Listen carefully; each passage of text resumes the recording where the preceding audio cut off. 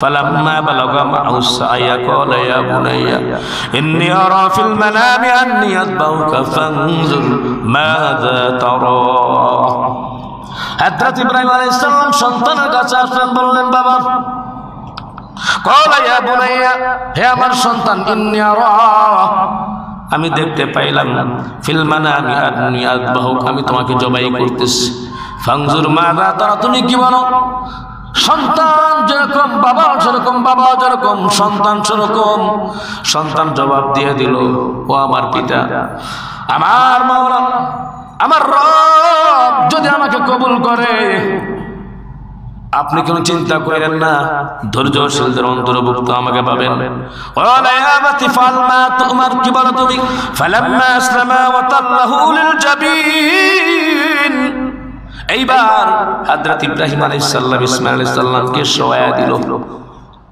হায় হায় কি অবস্থা আসমানের ফেরেশতাগুলো গুণগানরত আল্লাহ তাআলা কি খেলা তোমার বাবার সামনে সন্তানকে আল্লাহ তাআলা শেষ করে দিচ্ছ বাবার হাতে আবার জবাই আল্লাহ রাব্বুল আলামিন দেখলেন হযরত ইব্রাহিম আমার আসলে খলিল পরীক্ষা দেওয়ার জন্য নিজের সন্তানকে কুরবানি করার জন্য রেডি হয়ে গেছে আল্লাহ রাব্বুল আলামিন জিবরাইলকে পাঠিয়ে দিলেন ওই যে হাবিল কুরবানি করেছিল জান্নাতের ভিতরে চরণ ভূমির ভিতরে যেই দুম্বাটা এরকম ভাবে ঘাস খেয়ে জান্নাতি ঘাস খেয়ে এরকম ভাবে শরীর স্বাস্থ্য যেরকম ভাবে ভালো হয়েছিল সেই দুম্বাটা পাঠায় দিল হযরত ইব্রাহিম আলাইহিস সালাম যখন ছুরি এভাবে চালাইতেছেন ছুরি চলে না কেন ইতিহাসের কিতাবে লেখে ইসমাঈল আলাইহিস সালাম বলতেছেন বাবা আমার মহব্বত ভালোবাসায় আপনি জবাই দিতে পারেন না চোখটা বেঁধে নেন বেঁধে নেওয়ার জিবরাইল আলাইহিস সালাম দুম্বা নিয়ে আসতে থেকে ছুরি ধরে নিয়ে জিবরাইল আলাইহিস সালাম ডাক দিলেন আল্লাহু আকবার আল্লাহু আকবার ডাক দেওয়ার সাথে সাথে লা ইলাহা ইল্লাল্লাহু আল্লাহু আকবার বলে অন্য ফেরেশতারা ইসমাঈল আলাইহিস সালামকে উঠায়া দিল দুম্বাকে বসায়া দিল এইবার ইব্রাহিম আলাইহিস সালাম যখন জবাই করলেন হয়ে গেল আল্লাহর রাস্তায় জবাই তিনি জানেন না তিনি একবার ফেরেশতাদের ডাকে সাড়া দিয়ে বললেন আল্লাহু আকবার ওয়া লিল্লাহিল হামদ বলেন সুবহানাল্লাহ বিসমিল্লাহির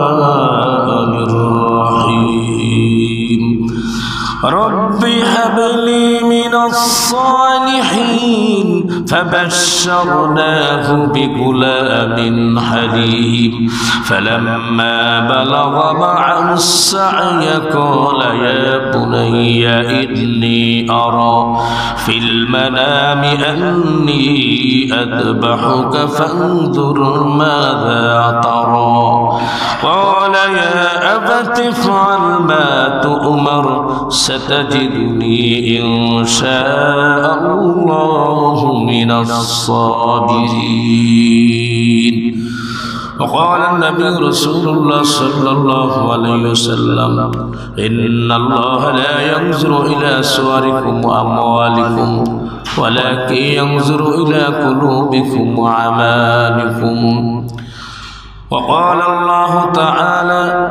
في شان حبيبه ومحبوبه ومعشوقه مخبرا وآمرا إن الله وملائكته يصلون على النبي يا أيها الذين آمنوا صلوا عليه وسلموا تسليما اللهم صل على محمد وعلى آل محمد كما صليت على إبراهيم وعلى آل إبراهيم إنك حميد مجيد اللهم بارك على محمد وعلى آل محمد كما باركت على إبراهيم وعلى آل إبراهيم إنك حميد مجيد أبا سلطان مدينة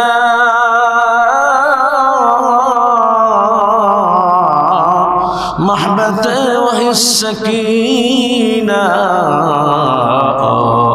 نور से मामूर सीना मिश्क से बेहतर फसीना बलगल उला बिकमालिही कशफत दुजा बिजमालिही हसनत जमीउ खिसालिही सल्लु अलैहि व आलिहि मोहब्बत जिक्र करी ला इलाहा इल्लल्लाह ला इलाहा इल्लल्लाह ला इलाहा इल्लल्लाह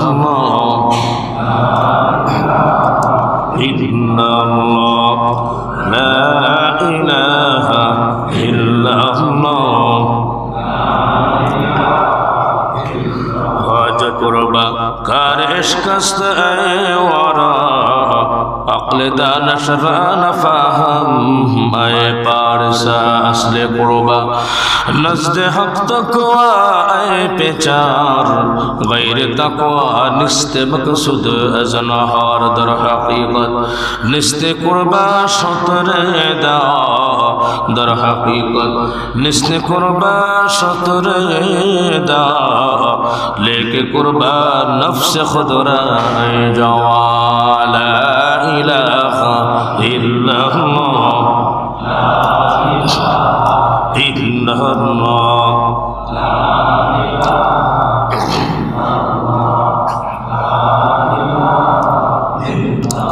ला इलाहा इल्लल्लाह मुहम्मदुर रसूलुल्लाह सल्लल्लाहु अलैहि वसल्लम। अल्हम्दुलिल्लाह उपस्थित ঐতিহ্যবাহী বাইতুল জামি মসজিদ কমিটির সম্মানিত সদস্যবৃন্দ, আমার চোখের মনে মাথার তাজ হযরত উলামা ইকরাম হুফাজ ইকরাম, দূর দূরান্ত থেকে এলাকা থেকে আগত দিনদার ইমানদার মুত্তাকি ফরেজগার ভাইয়েরা, সম্মানিত মুরব্বিয়ান ইকরাম, মুরব্বিয়ান আওয়াম, কলিজার টুকরা সম্মানিত যুবক ভাইয়েরা, পর্দার অন্তর আড়ালের মুহতারামা মা ও বোনেরা, আমরা আল্লাহ সুবহানাহু ওয়া তাআলার দরবারে অসংখ্য অগণিত শুকরিয়া জ্ঞাপন করছি যে আল্লাহ সুবহানাহু ওয়া তাআলা আমাদেরকে রহম করলেন, করম করলেন, দয়া করলেন, অনুগ্রহ করলেন, ভালোবাসলেন। ভালোবেসে আল্লাহ সুবহানাহু ওয়া তাআলা আমাদেরকে জুমার আহ্বানে সাড়া দিয়ে আল্লাহ রাব্বুল আলামিন আল্লাহ পাকের ঘরে আজকে আমাদেরকে আমন্ত্রিত অতিথি করে যে আল্লাহ সুবহানাহু ওয়া তাআলা আমাদেরকে এখানে উপবিষ্ট করার তৌফিক এনায়েত করলেন। দরবার ইলাহিতে আবেগে উচ্ছ্বাসে ইমানের আওয়াজ উঁচু করে সমস্বরে সকলেই বলছি আলহামদুলিল্লাহ। আল্লাহ সুবহানাহু ওয়া তাআলা আমাদেরকে মুসলমান বানালেন, এর জন্য শুকর আদায় করে বলছি আলহামদুলিল্লাহ। শেষ জামানার নবীজির উম্মত বানালেন, এর জন্য শুকর আদায় করে বলছি আলহামদুলিল্লাহ।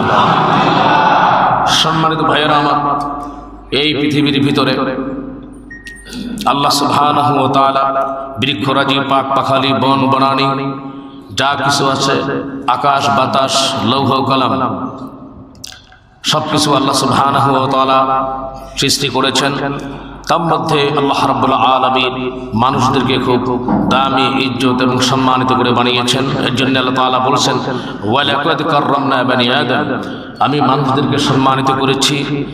মানুষদেরকে আল্লাহ সুবহানাহু ওয়া তাআলা এই ধরাধামে সমস্ত মাখলুকের উপরে শ্রেষ্ঠ মাখলুক হিসাবে সৃষ্টি করেছেন। তার কারণ হচ্ছে আল্লাহ তাআলা বলছেন ওমা খালাকতুল জিন্না ওয়াল ইনসা ইল্লা লিয়াবুদুন, আমি জিন এবং ইনসানকে একমাত্র আমার ইবাদতের জন্যই বানিয়েছি। বলি সুবহানাল্লাহ। তো সম্মানিত ভাইয়েরা আমার, ইবাদত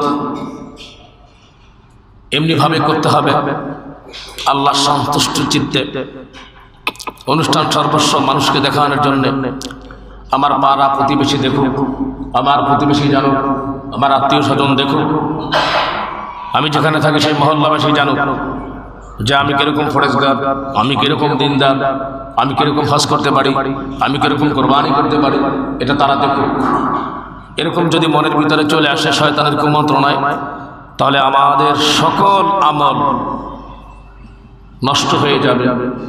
ইহকাল এবং পরকাল আমাদের জন্য ধ্বংসের কারণ হবে। জোরে বলি নাউজুবিল্লাহ।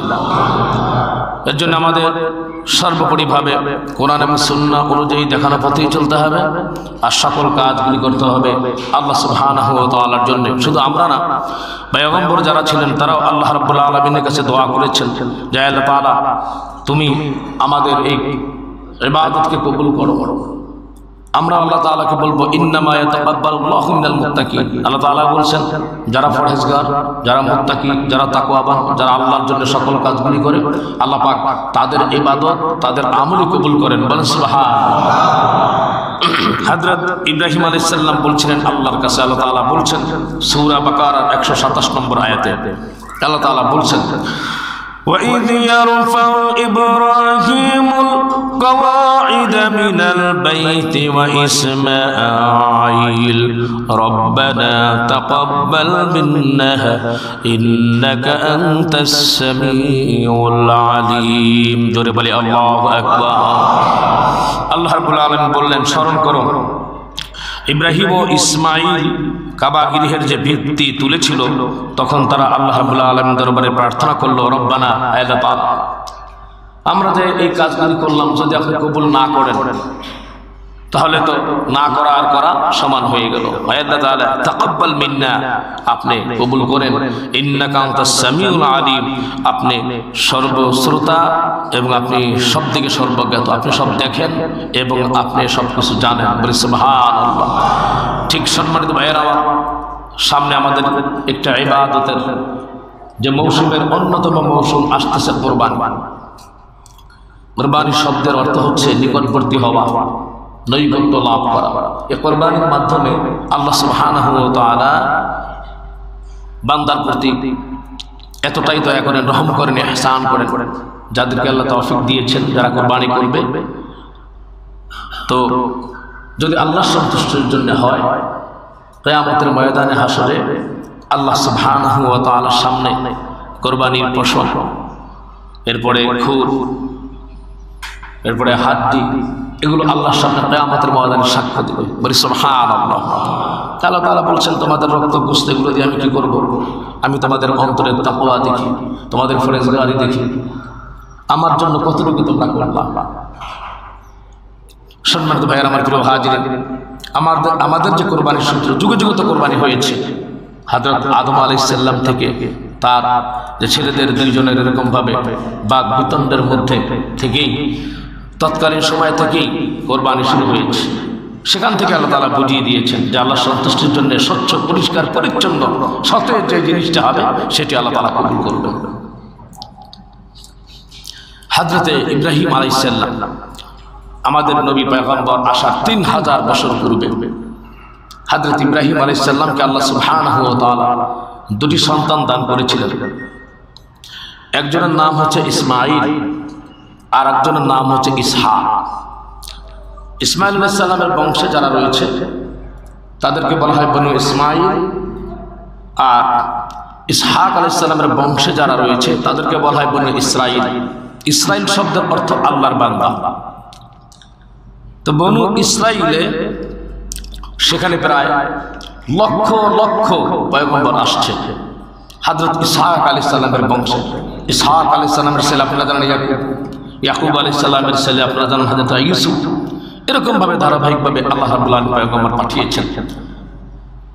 কিন্তু বনু ইসমাঈলের বংশে রাসূল আকরাম সাল্লাল্লাহু আলাইহি ওয়াসাল্লাম আসার পূর্বে এই 3000 বছর ধরে আল্লাহ রাব্বুল আলামিন কোন পয়গম্বর পাঠান না।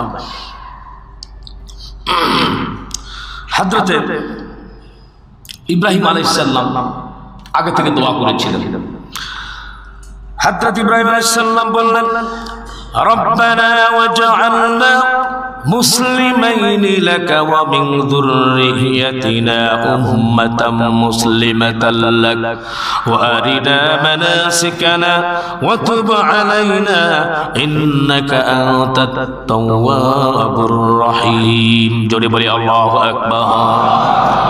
ইব্রাহিম আলাইহিস সালাম বলেন আল্লাহ তাআলা রব্বানা ওয়াজআলনা মুসলিমাইন লাকা, রব্বানা হে আমার প্রতিপালক আল্লাহ তাআলা আমাদেরকে আপনার অনুগত বানায়া দেন। ওয়া মিন যুররিয়াতিনা উম্মাতাম মুসলিমাতান লাক, আমাদের খানদান থেকে এরকম এক দল সৃষ্টি করে দেন আপনি, যারা নাকি আপনার আজ্ঞাবহ হয় এবং আপনার ইবাদত করে আপনার অনুগত হয়। ওয়ারিনা মানাসিকানা, ইবাদতের কলা কৌশলগুলি আপনি আমাদেরকে শিখিয়ে দেন, কিভাবে ইবাদত করতে হবে। ওয়াতুব আলাইনা, আল্লাহ তাআলা আমাদের তওবা কবুল করেন। ইন্নাকা আনতাত তাওয়াবুর রহিম, নিশ্চয়ই আপনি ক্ষমাশীল এবং অতি দয়ালু। বলি সুবহানাল্লাহ। তারপরে আল্লাহ তাআলা বলেন, রব্বানা ওয়াবাস ফীহিম রাসূলাম মিনহুম ইয়াতলু আলাইহিম আয়াতিকা ওয়া ইউআল্লিমুহুমুল কিতাবা ওয়াল হিকমাতা ওয়া ইউযাক্কিহিম ইন্নাকা আনতাল আজিজুল হাকীম।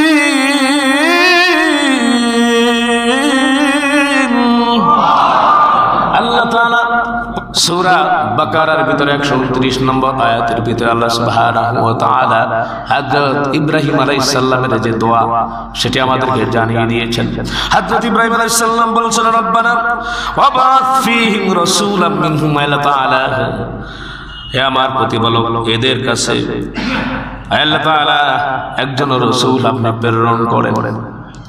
রাসূলাম মিনহুম, একজন রাসূল আপনি প্রেরণ করবেন। ইয়াতলু আলাইহিম আয়াতিকা, সেজন্য আপনার বাণী আয়াত পড়ে পড়ে শোনায়। ওয়া ইউআল্লিমুহুমুল কিতাবা ওয়াল হিকমা, এবং কিতাব এবং হিকমা প্রজ্ঞা শিক্ষা দিবে। ওয়া ইউযাক্কিহিম, আর আপনার বান্দাদেরকে পরিশুদ্ধ করবে।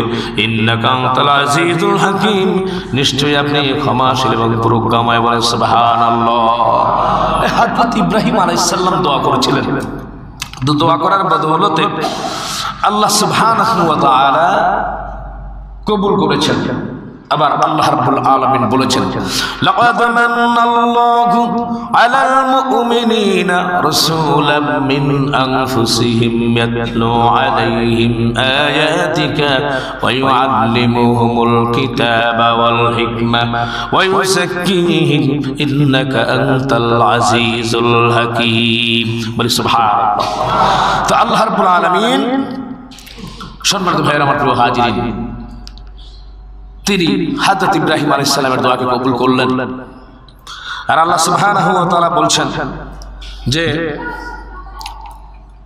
তোমাদের জন্য আল্লাহ পাকের দয়া হচ্ছে।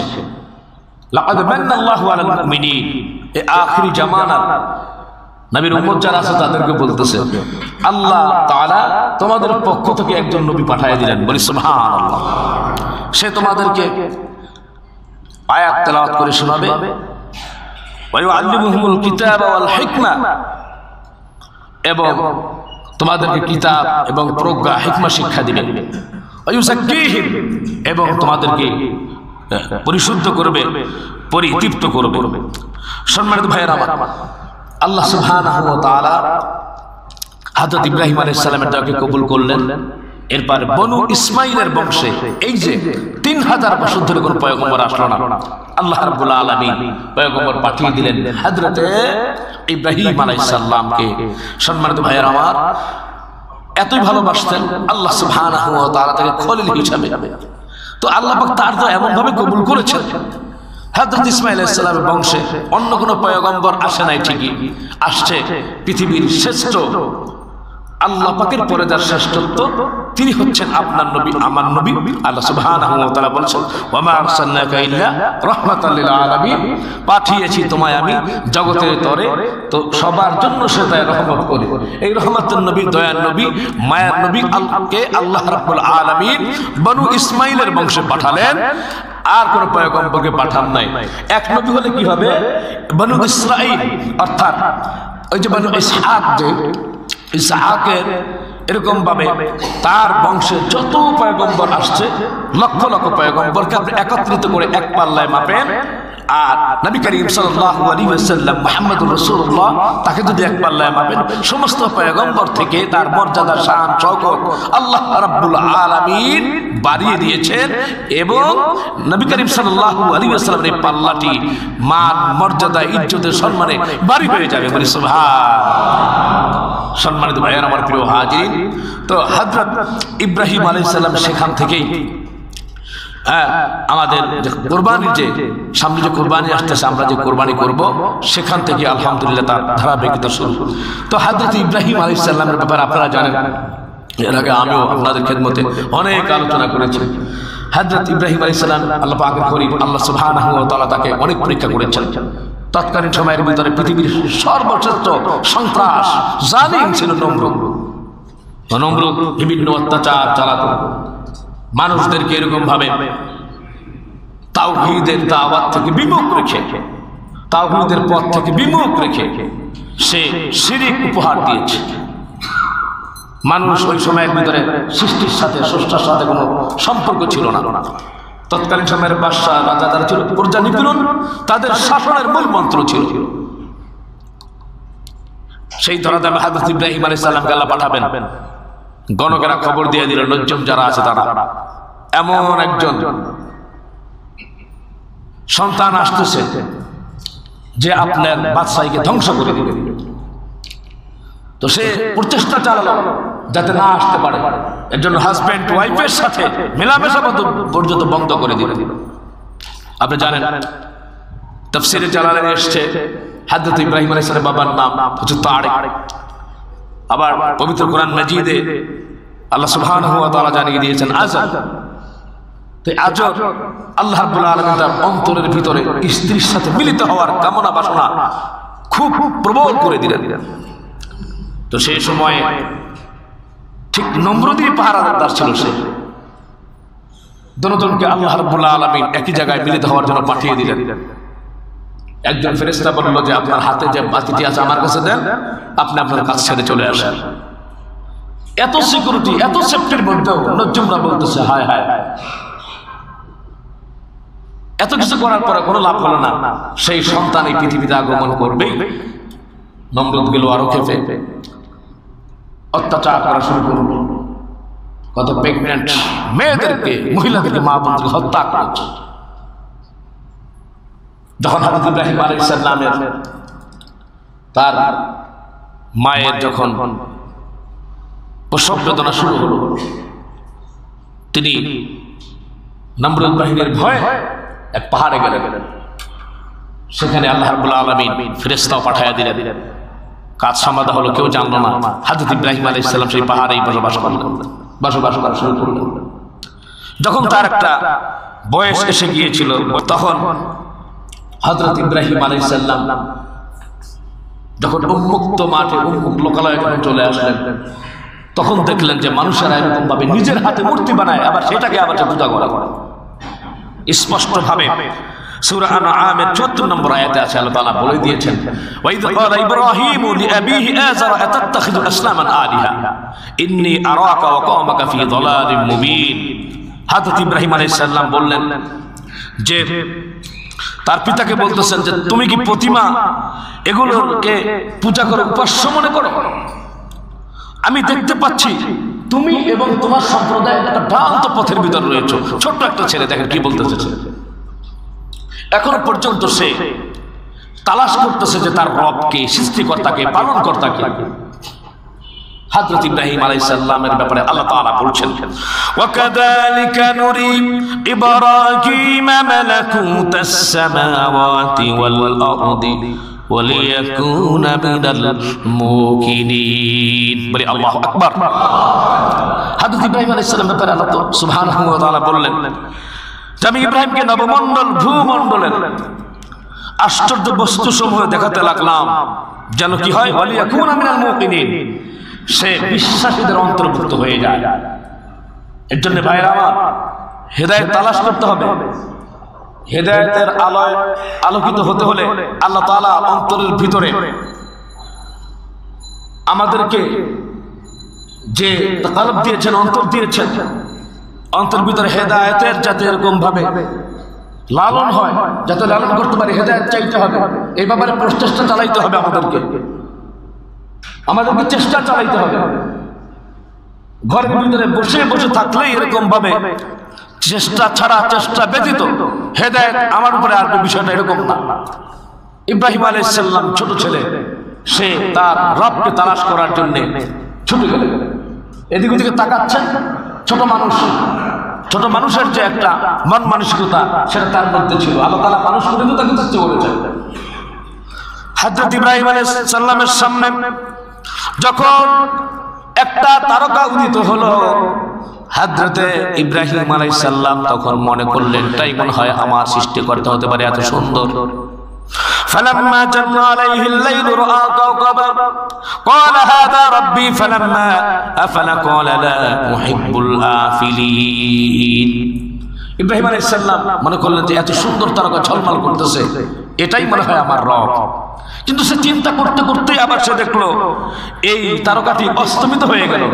তখন সে নিজে ব্রেন খাটায় চিন্তা করলো যে না, রব তো এরকম হতে পারে না, কিছু সময় থাকবে কিছু সময় থাকবে না, এটা তো হতে পারে না। রব তো এরকম হতে পারে না যে লাঠির বাড়ির চটেই সে দেড় ব্যাটারি ভেঙে ভেঙে যাবে। রব তো এরকম হতে পারে না বুড়িগঙ্গা নিয়ে তাকে চুবাবে। রব তো এরকম সৃষ্টিকর্তা হতে পারে না, হ্যাঁ, যে মানুষটাকে বাস দিয়ে খাড়া করায় থাকবে না রড দিয়ে দাঁড়া করায় থাকবে। রব তো এরকম হতে পারে না যা ঠান্ডা হবে জ্বর হবে। সৃষ্টিকর্তা এরকম ভাবে এরকম হতে পারে না, তার যারা ভগবান মানে তার আবার সর্দি হয় ঠান্ডাও হয়, আবার তার আবার প্রয়োজনে খাবার খাওয়াও লাগে, আবার স্ত্রী পুত্র হয়, সন্তান হয়। রব তো এরকম হতে পারে না। ঠিক না বেড়ে জোরে বলেন। হযরত ইব্রাহিম আলাইহিস সালাম তখন বলে লা উহিব্বুল আফিলিন, যেটা আছে খানিকক্ষণ পরে অস্তমিত হয় এটাকে আমি ভালোবাসি না, এটা আমার রব হতে পারে না। আমাদেরকে শিক্ষা দিয়ে দিলেন হযরত ইব্রাহিম। মাঝে মাঝে আমরা বলি হুজুর এত মত এত দল, অমুকে বলে সুন্নি, অমুকে বলে ওয়াহাবি, অমুকে বলে আহলে হাদিস, অমুকে বলে ওই পন্থী, অমুকে বলে তোই পন্থী, অমুকে বলে আতাআতি ইতাআতি পন্থী, আবার বলে অমুকে বলে যে আলেম ওলামাদের সাথে এত দল এত মত এত ফির, আমরা কোন দিকে যাব? এবার আমরা বলি কি বলি না? বলি ভাই, এর ভিতরে হক কোনটা, জান্নাতের রাস্তা কোনটা, সরল সঠিক পথ কোনটা, ইব্রাহিম আলাইহিস সালাম শিক্ষা দিচ্ছেন আমাদেরকে তালাশ করে নিতে হবে। এইবার ইব্রাহিম আলাইহিস সালাম যখন তিনি একটি চন্দ্রকে দেখলেন, তিনি মনে মনে ভাবলেন এটা মনে হয় আমার রব হতে পারে। আগের তারকা থেকে তো এটা অনেক বড় দেখা যায়। ফালাম্মা রাআল কমারা বাসিগান ক্বালা হাযা রাব্বি ফালাম্মা আফালা ক্বালা লাইন লাম ইয়াহদিনি রাব্বি লাকুনান্না মিনাল কওমিদ দাল্লিন।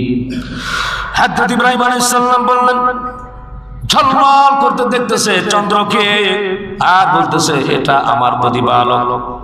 যখন অদৃশ্য হয়ে গেল তখন বলতেছে আল্লাহ তাআলা আপনি যদি আমাকে পথ প্রদর্শন না করেন মিনাল কওম লাকুনান্না মিনাল কওমিদ দাল্লিন, আমি মনে হয় পথভ্রষ্ট হয়ে যাব। খানিকক্ষণ পরে আবার ইব্রাহিম আলাইহিস সালাম দেখলেন সূর্য সারা পৃথিবীটাকে আলোকময় করে তুলল। এইবার মনে করলেন সবার থেকে বড় দেখা যায়, এটা সবার থেকে বড়, তাহলে মনে হয় এটাই রব হতে পারে। খানিকক্ষণ পরে আবার দেখলো যে সূর্য আবার তার জায়গায় অস্তমিত হয়ে গিয়েছে। ফালাম্মা রাআ আশ-শামসা বাযিগাতান ক্বালা হাযা রাব্বি হাযা আকবার, হাযা রাব্বি এটা আমার রব হবে, হাযা অনেক বড় দেখা যায়। ফালাম্মা আফালা, যখন এরকম ভাবে সেটা অস্তমিত হয়ে গেল, ক্বালা ইয়া কওমি ইন্নী বারিউম মিম্মা তুশরিকুন, লোকদেরকে ডেকে বলল, হ্যাঁ তোমরা সূর্যের সামনে মাথা নত করো, চন্দ্রের সামনে মাথা নত করো, গাছের সামনে মাথা নত করো, মনসা না কি জানি এটার সামনে মাথা নত করো। সুতরাং এদের সাথে আমার সাথে কোনো সম্পর্ক নাই, শিরকের সাথে। আমি যেহেতু বলছি আল্লাহ তাআলার সামনে আত্মসমর্পণ আমি যেহেতু করেছি, তো শিরকের সাথে ইব্রাহিমের শিক্ষা অনুযায়ী আমার কোনো সম্পর্ক থাকতে পারে? কোনো গাছের সামনে চলবে? যারা বলেন চলবে? কোন মাজারের সামনে, কোন গাছের সামনে, সূর্যের সামনে, চন্দ্রের সামনে, আগুনের সামনে, এত আস্তে বলেন, প্রতিমার সামনে, ভাস্কর্যের সামনে। শিক্ষা হযরত ইব্রাহিম আলাইহিস সালাম শিক্ষা দিয়েছে। সম্মানিত ভাইয়েরা আমার, তাহলে শিক্ষা কি? হযরত ইব্রাহিম আলাইহিস সালাম যেটি বলেছেন আমরা সকলে বলবো ইনশাআল্লাহ। সকলে আমার সাথে সাথে বলেন, ইন্নী ওয়াজ্জাহাতু ওয়াজহিয়া লিল্লাযী ফাতারাস সামাওয়াতি ওয়াল আরদা হানিফা ওয়া মা আনা মিনাল মুশরিকিন। বলে আল্লাহু আকবার।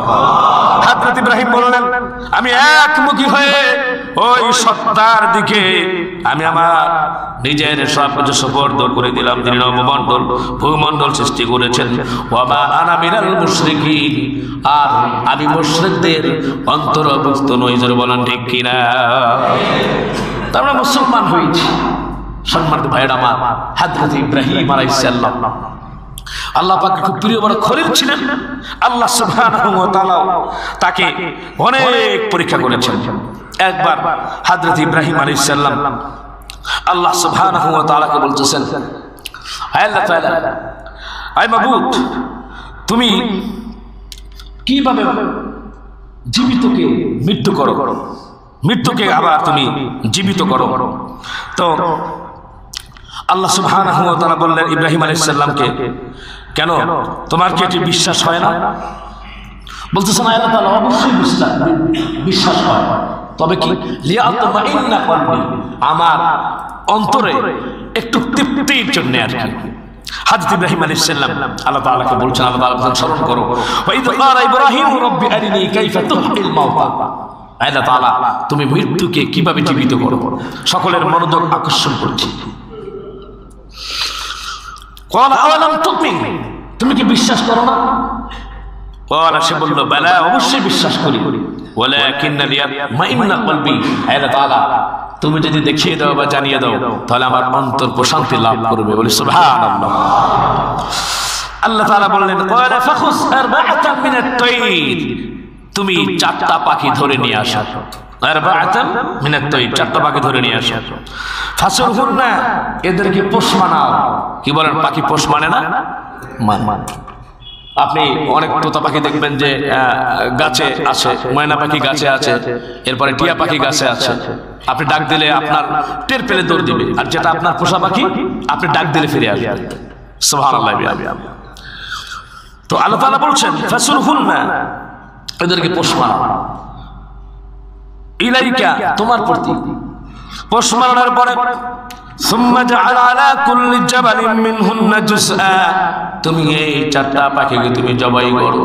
জবাই করে 4টা যেরকম ভাবে পাখিকে জবাই করলা, পাহাড়ের বিভিন্ন জায়গায় তুমি তাদের অংশগুলো রেখে দাও। সুম্মা দুহুন্না, যখন অংশগুলি রেখে দেওয়া হলো জবাই করে কেটে, আল্লাহ তাআলা কি করব? সুম্মা দুহুন্না ইয়াতিনাকা সাইয়া, এবার তাদেরকে তুমি ডাকো। ডাকার সাথে সাথে উড়াল দিয়া এক অংশ আর এক অংশের সাথে, পা পায়ের সাথে, দেহের ভিতরে আলাদা যেগুলো ছিল, মাথা দেহের ভিতরে, পাখা দেহের ভিতরে লেগে ইব্রাহিম আলাইহিস সালাম ডাক দিলেন। যেই নাম ধরে 4টা পাখি হযরতে ইব্রাহিম আলাইহিস সালামের সামনে দাঁড়ায় গেল। বলেন সুবহানাল্লাহ। হায়াত এবং মওতের মালিক কে? আরো যারা বলেন কে? আল্লাহ সুবহানাহু ওয়া তাআলা। সম্মানিত ভাইয়ের আমার, সেই ইব্রাহিম আলাইহিস সালামকে আল্লাহ রাব্বুল আলামিন পরীক্ষা করেছেন। আমরা জানি জনব মানবহীন এলাকায়, মরুময় এলাকায় বিবি হাজেরা এবং সারা প্রথম নিজেই বিয়ে দিয়েছে, পরে সতীনকে দেখতে পারল না, বলছে সেই মরুময় ময়দান ওখানে রেখে আসতে হবে। আমাদের তো বাংলাদেশ ছিল এই জায়গায়, মাঝে মাঝে বলতো তোর বনবাসে রেখে আসবো, বন ছিল আর সেখানে বনবাস, যাও ওইখানে রেখে আসো। জিবরাইল আলাইহিস সালাম কানে কানে ইব্রাহিম আলাইহিস সালামকে বললেন, খলিল চিন্তা করেন না, আল্লাহ এটা বলেছে, তাহলে চলো তাড়াতাড়ি। যখন সেখানে রেখে আসলো, ربنا إني أسكنت من ذريتي بواد غير ذي زرع عند بيتك المحرم ربنا ليقيموا الصلاة فاجعل أفئدة من الناس تهوي إليهم وارزقهم من الثمرات لعلهم يشكرون।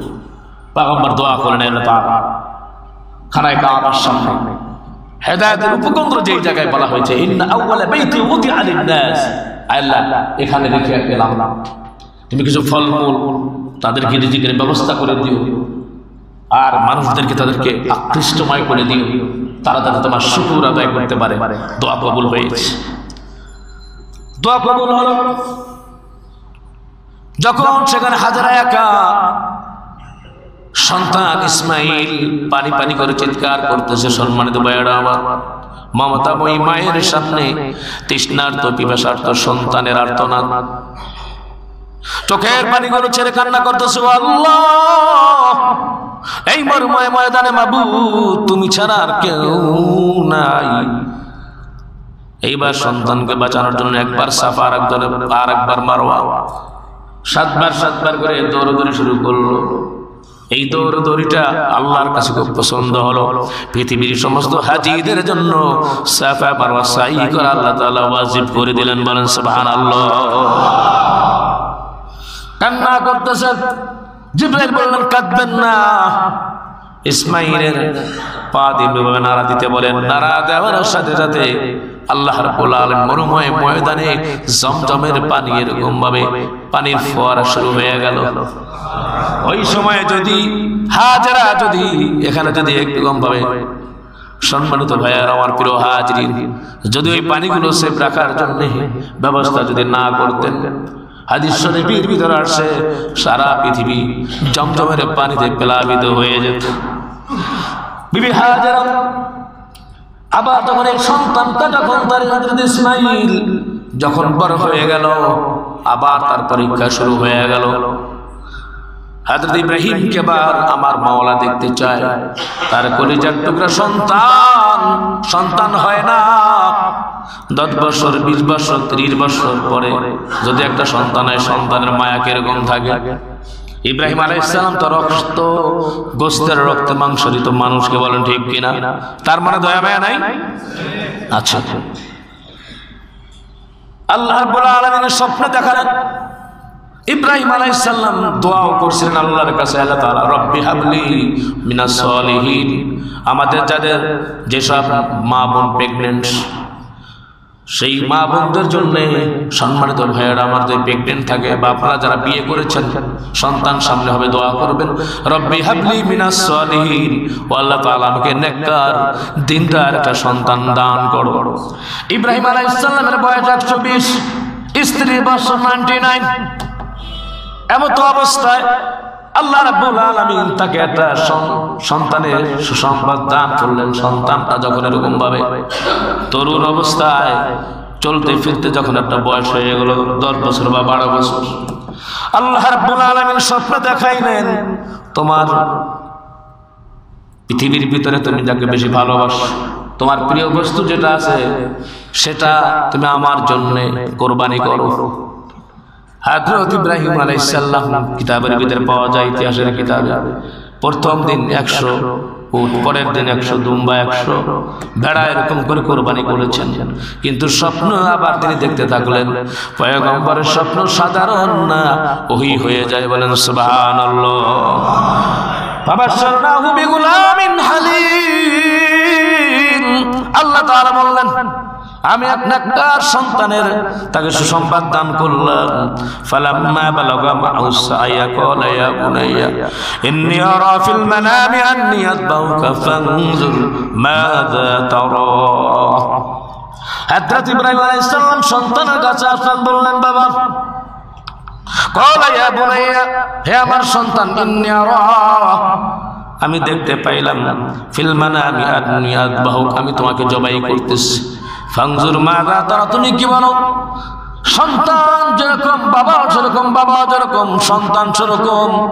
সন্তান জবাব দিয়ে দিল, ও আমার পিতা, আমার মাওলা, আমার রব যদি আমাকে কবুল করে, আপনি কোনো চিন্তা করেন না, ধৈর্যশীলদের অন্তর্ভুক্ত আমাকে পাবেন। ওয়ালা ইয়া আবাতি ফাল মা তুমার, কি বলো তুমি?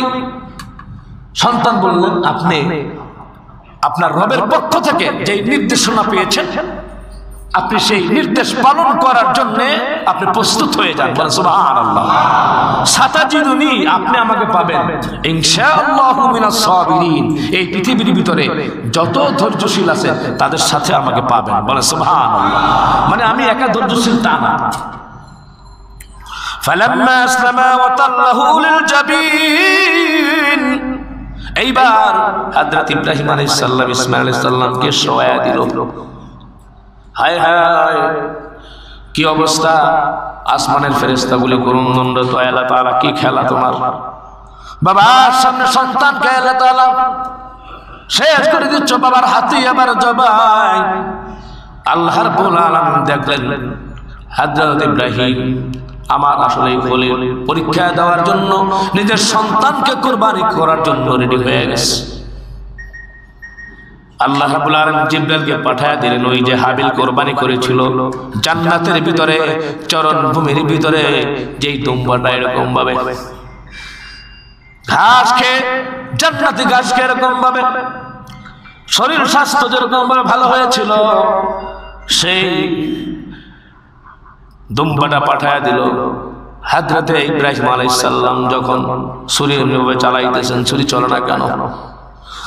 ইতিহাসের কিতাবে লেখে ইসমাঈল আলাইহিস সালাম বলতেছেন, বাবা আমার মহব্বত ভালোবাসায় আপনি জবাই দিতে পারেন না, চোখটা বেঁধে নেন। বেঁধে নেওয়া জিবরাইল আলাইহিস সালাম দুম্বা নিয়ে আসতে দেখে ছুরি ধরে নি। জিবরাইল আলাইহিস সালাম ডাক দেন, আল্লাহু আকবার, আল্লাহু আকবার। ডাক দেওয়ার সাথে সাথে লা ইলাহা ইল্লাল্লাহু আল্লাহু আকবার বলে অন্য ফেরেশতারা ইসমাঈল আলাইহিস সালামকে উঠায়া দিল, দুম্বাকে বসায়া দিল। এইবার ইব্রাহিম আলাইহিস সালাম যখন জবাই করলেন, হয়ে গেল আল্লাহর রাস্তায় জবাই, তিনি জানেন না। তিনি একবার ফেরেশতাদের ডাকে সাড়া দিয়ে বললেন, আল্লাহু আকবার ওয়া লিল্লাহিল হামদ, বলেন সুবহানাল্লাহ। এই আমাদের আয়ামে তাশরীক ইতিহাস। 9 তারিখ ফজর থেকে একবারে 13 জিলহজ আসর পর্যন্ত আমরা যেটা পড়ি, আল্লাহ তাআলা ডাক দিয়ে বলেছেন, ওয়া নাদাইনাহু আইয়া ইব্রাহিম, ও ইব্রাহিম ডাক দিয়ে বলেছেন, কদ সাদ্দাকতার রুইয়া, তুমি তোমার স্বপ্নকে বাস্তবায়ন করেছো। ইন্না কাযালিকা নাজিল মুহসিনিন, আমি নেককার মুহসিন তাদের কিরকম ভাবে পুরস্কার দিয়ে থাকি। ইন্না হাযা লাহুল বালাউল মুবিন, এটা ছিল একটি সুস্পষ্ট তোমার জন্য পরীক্ষা। ওয়াফাদাইনাহু বিযিবহিন আযীম, আমি দুম্বা কুরবানির বদৌলতে পরিবর্তে তোমার ছেলেকে বাঁচায় দিলাম, আর এই কুরবানি সামর্থ্যবান ব্যক্তির জন্য আমি ওয়াজিব করে দিলাম। বলেন সুবহানাল্লাহ। এই আমাদের কুরবানির ইতিহাস। তো এখানেও আল্লাহ পাক দেখছেন তাকওয়া, সবকিছু আল্লাহর সন্তুষ্টির উদ্দেশ্যে আমাদেরকে করতে হবে। আল্লাহ তাআলা বলেন, তারাকনা আলাইহি ফিল আখিরিন, পরবর্তী যারা আছে তাদের জন্য ওয়াজিব করে দিলাম, স্মরণীয় একটা বিষয় বানায়া দিলাম। সালামুন আলা ইব্রাহিম, ইব্রাহিমের উপর শান্তি বর্ষিত হোক। কাযালিকা নাজিল মুহসিনিন, যারা সৎকর্মশীল, যারা মুত্তাকি ফরেজগার, আল্লাহর জন্য সবকিছু বিলীন করে দেয়, তাদেরকে আমি মাওলা এমনি ভাবে পুরস্কার দিয়ে থাকি। বলেন সুবহানাল্লাহ। ইন্নাহু মিন ইবাদিনাল মুমিনিন, আল্লাহ তাআলা বললেন সে ছিল আমার মুমিন বান্দাদের অন্তর্ভুক্ত। সম্মানিত ভাইয়েরা আমার, এর জন্য এটা অত্যন্ত দামি একটা ফজিলত এবং একটা বরকতের বিষয়। আল্লাহ যাদেরকে তৌফিক দিয়েছেন আমরা অবশ্যই কুরবানি করব। আল্লাহ তাআলা যাদেরকে তৌফিক দিয়েছেন তারা যদি কুরবানি না করে, নবীজি বলেছেন আমার ঈদগাহে সে যেন না আসে। এর জন্য আল্লাহ পাক যাদেরকে তৌফিক দিয়েছেন 7.5 তোলা সমপরিমাণ গোল্ড স্বর্ণ আর 52 তোলার অল্প পরিমাণ আপনার রূপার মালিক যদি হয়, এটা বছর হতে হবে না, ঠিক আপনার কোরবানির দিন থেকে সে সকালবেলা ফজরের নামাজের পরে মালিক হয়ে গেল, তার জন্য কোরবানি ওয়াজিব। তো সেই ক্ষেত্রে দেখা যায় প্রায় আমরা সকলেই যাদেরকে আল্লাহ পাক তৌফিক দিয়েছেন, যাদের তো নাই তাদের তো আলাদা, তারা অবশ্যই কোরবানি করব। কোরবানি করলে আল্লাহ সুবহানাহু ওয়া তাআলা আমাদেরকে এত পুরস্কার দান করবেন, কিয়ামতের ময়দানে লোক জিহবা খুব আল্লাহর সামনে দাঁড়াবে। বলি সুবহানাল্লাহ। এর জন্য সম্মানিত ভাইয়েরা আমার, সামনে তো আলহামদুলিল্লাহ কোরবানি আসতেছে। খুব 2-1 মিনিটে তো মাসালা বলে ইনশাআল্লাহ শেষ করব। তা হচ্ছে কোরবানি মোটামুটি আমরা যারা করব, যাদের জন্য কোরবানি ওয়াজিব, তারা কোরবানির ভাগটা 7 ভাগে করতে পারবে। যেমন 7 ভাগে কোনটা করা যাবে, আবার আপনার এই যে দুম্বা, তারপরে ছাগল, বকরি, ভেড়া, এগুলো না, এগুলো 1 ভাগে দিতে হবে। 7 ভাগে দিতে পারবেন, উট দিতে পারবেন, এরপরে আপনার গরু দিতে পারবেন, হ্যাঁ, তারপরে আপনার গাভী দিতে পারবেন। এটা মোটামুটি আপনারা 7 ভাগে দিতে পারবেন। আর সাথে সাথে আকিকাও দিতে পারবেন। সন্তানের জন্য আকিকা দেওয়া হয় না, এখানে ভাগে দিতে পারবেন। আর যারা ভাগে দিবেন, তো ভাগে দেওয়ার ব্যাপারে সকলেই মাশওয়ারা করে নেবেন, তাদের মন মানসিকতা আল্লাহ সন্তুষ্টির জন্য আছে কিনা, নাইলে সকলের কোরবানি নষ্ট হয়ে যাবে, সকলের কোরবানি নষ্ট হয়ে যাবে, কোনো ফায়দা হবে না। আর এই যে কোরবানির যে গরু আছে, যেটা আছে, সম্মানিত ভাইয়ার আমার, সকলেই সমবন্টন যাতে হয় সেই দিকে খেয়াল রাখতে হবে।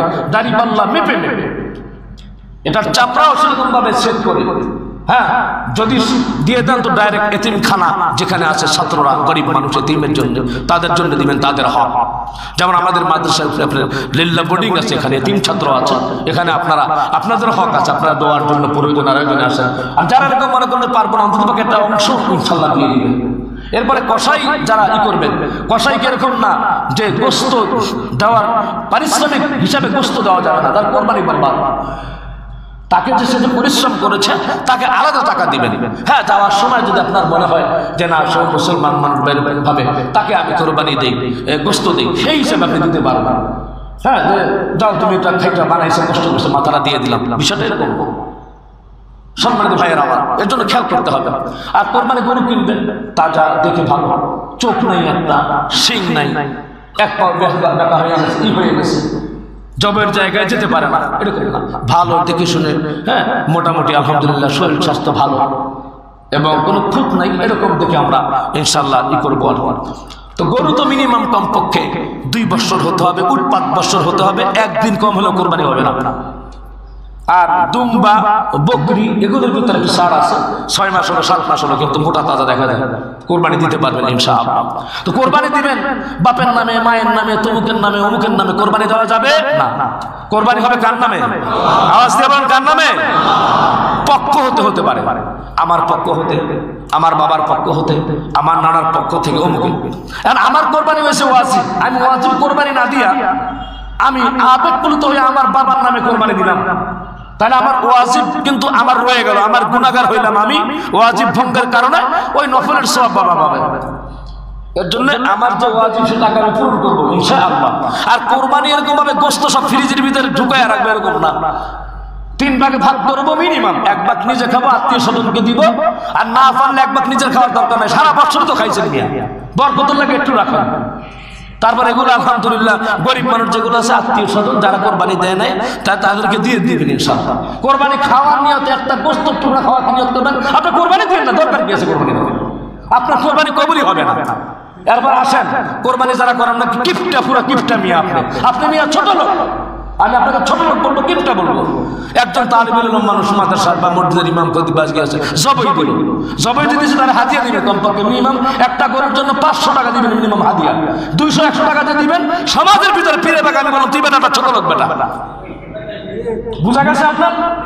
কমপক্ষে 500 টাকা কি করবেন, একজন জবাই করলে মাদ্রাসা ছাত্র হোক যে হোক, 500 টাকা করে হাদিয়া দিবেন ইনশাআল্লাহ। যদি 51 পরিবার 7 জন হয়, মিলায় দিবেন, যে 500 টাকা একজন না, যা আমি দিয়ে দিলাম না, ওই যে 500 টাকা ভাগ করবেন 7 জনের ভাগে করবেন, এগুলো খেয়াল করতে হবে ইনশাআল্লাহ। আল্লাহ আমাদেরকে জেনে বুঝে অনুধাবন করে আল্লাহ সন্তুষ্টির চেতে ইব্রাহিম যেরকম ভাবে কোরবানি করেছেন, আমরা যাতে এরকম ভাবে কোরবানি করতে পারি। কারণ আল্লাহ তাআলা বলেছেন, লা ইয়ানালাল্লাহু লুহুমুহা ওয়ালা দিমাউহা ওয়ালাকিন ইয়ানালুহুত তাকওয়া মিনকুম। আল্লাহ তাআলা তাকওয়া দেখেন, ঠিক কিনা জোরে বলেন? আল্লাহ তাআলা অন্তর দেখবেন ভাইয়েরা আমার। আপনার ওই যে খুন, আপনার রক্ত, গোশত, আল্লাহর কাছে এগুলো যাবে। আল্লাহ পাক আমাদেরকে সামনে যে কোরবানি আসতেছে, আল্লাহর জন্য কোরবানি করতে পারে তৌফিক দান করেন। আমরা সকলে বলে আমিন।